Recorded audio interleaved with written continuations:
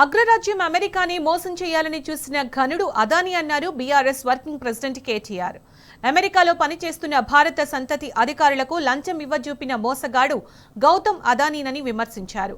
అదానీతో Congress BJP అనుబంధం కొనసాగుతుండగా దేశానికి మాత్రం అవమానం, అరిష్టంగా మారిందని కేటీఆర్ ఆరోపించారు.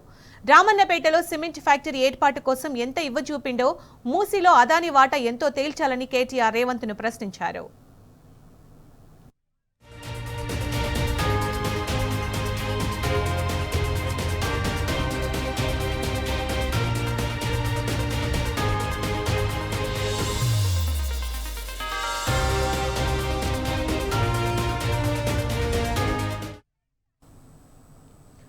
దగాకోరు మోసగాడిని తెలంగాణలో పెట్టుబడులు పెట్టేందుకు ఎలా అనుమతులు ఇస్తారని నిలదీశారు. అంబుజా సిమెంట్ ఫ్యాక్టరీ అనుమతులను రద్దు చేయాలని కేటీఆర్ డిమాండ్ చేశారు.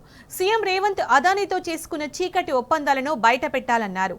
తెలంగాణ ఆస్తులను కొల్లగొట్టే కుయుక్తులలో బడేబాయ్ వాటా, అదానీ వాటా, హైకమాండ్ వాటా ఎంతో తేల్చాలని కేటీఆర్ ట్వీట్ చేశారు.